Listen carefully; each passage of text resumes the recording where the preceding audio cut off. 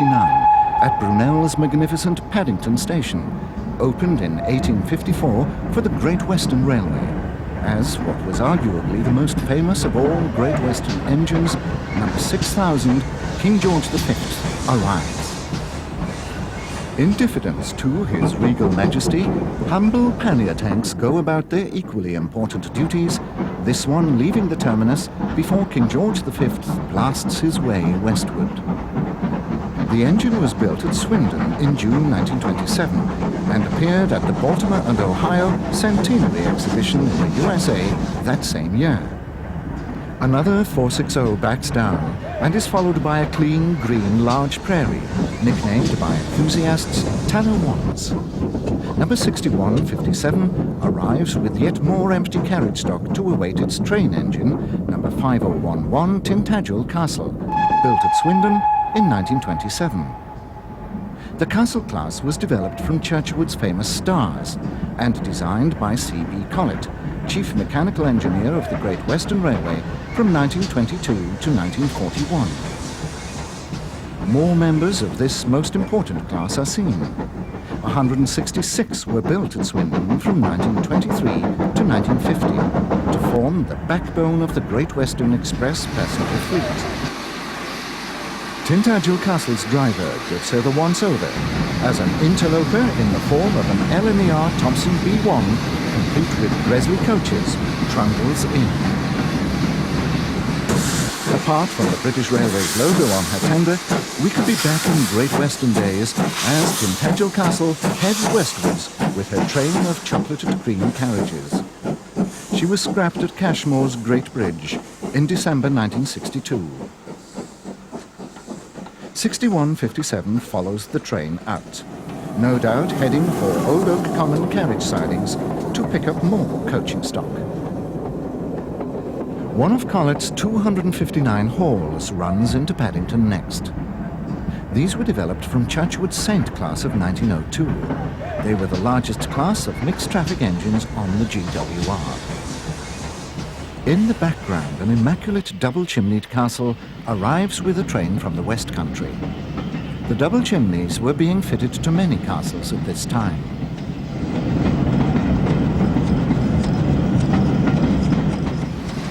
In all His Regal Majesty, King Class number 6018 King Henry VI waits to depart with an express. These engines, owing to their high axle loading of 22.5 tons, were only allowed on certain routes, such as the Bristol and Exeter main lines from Paddington. The carmine and cream liveried coaches were always called Blood and Custard by enthusiasts. On New Year's Day, 1964, pannier and prairie tanks are seen fussing about on empty coaching stock duties to and from Old Oak Common carriage sidings. Collett's 4615 takes out parcel vans as Hawksworth Pannier 8433 brings stock in. F.W. Hawksworth was the last Chief Mechanical Engineer of the Great Western Railway, being in office from 1941 to 49. And this design was one of the last of the long line of Great Western pannier tank classes.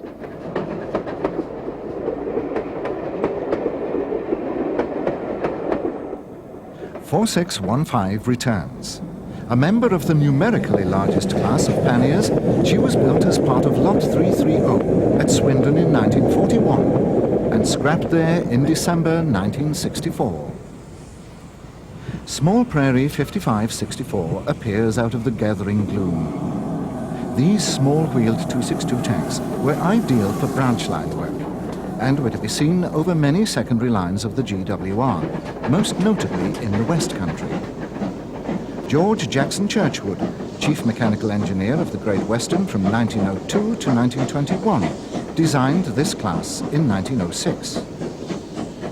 Brunel's overall glass roof can be seen as 4615 departs, carrying target disc 2. All the station pilots were allocated a number for their specific duties, and up to 12 pilots could be in daily use. Churchwood's small prairies were long-lived. 175 engines were built up to 1929. and 5564 was one of the last batch built in that year.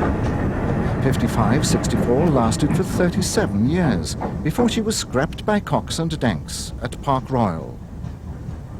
After crossing over outside the station, 5564 re-enters at platform 9 and passes the site of the original Paddington terminus of 1838.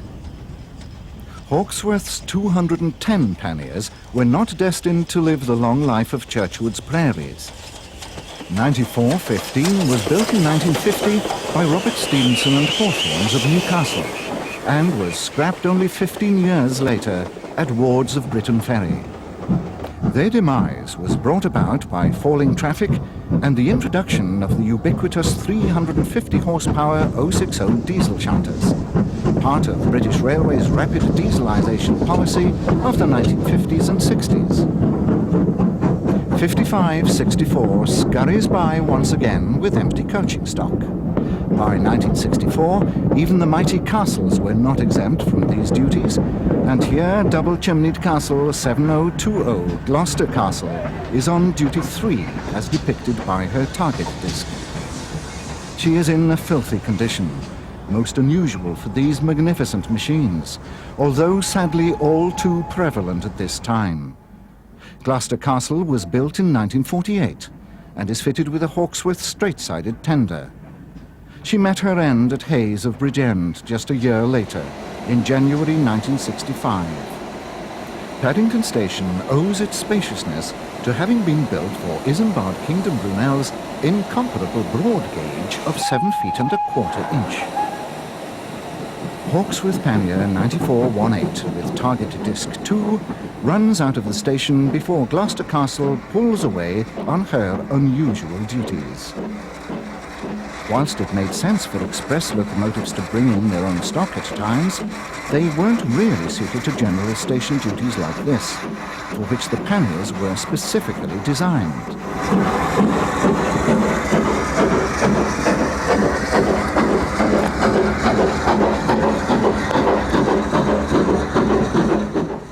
Collett's 6100 class large prairies were originally built for the Oxford and Reading to Paddington suburban services. The class had 70 examples and was a development of Churchwood's 3100 class, having higher boiler pressure than other members of the large prairie classes. 6124 was built at Swindon in October 1931 and scrapped at Bird's Risker in October 1964. A brief glimpse of the new order is seen in the shape of a Western-class diesel hydraulic Western Hero. On a brighter day in May 1964, more standard Collett panniers, such as 3618 and 9659, are seen. This class of engine was built in 8 main batches, with minor detail differences, between 1929 and 1948. The class eventually totaled 863. They were the shunting workhorses of the GWR. There was hardly a freight yard or passenger station where they were not present. Tanner 1 6135 arrives and departs in the gloom.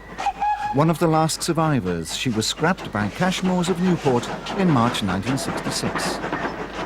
This was a sad time for all lovers of the steam locomotive, as what seemed to have been inviolate was thrown onto the scrap heap with what appeared to be indecent haste. The appalling condition of these station pilots, and even the express passenger locomotives, is a sorry comparison with what we saw just 5 years previously. Great Western Steam would have just under 20 months left. The Western region eliminated steam by the 3rd of January 1966.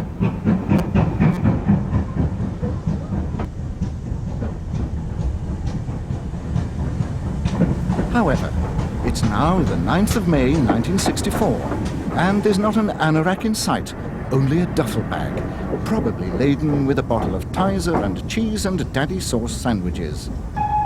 Prairie 6163 is surveyed as she backs out, but the enthusiasts have gathered to see Pendennis Castle arrive to work an Ian Allen special rail tour to Plymouth. This special was to commemorate the historic run of City of Truro, 60 years earlier, when she was recorded by Charles Roose Martin at 102.3 miles per hour down Whitehall.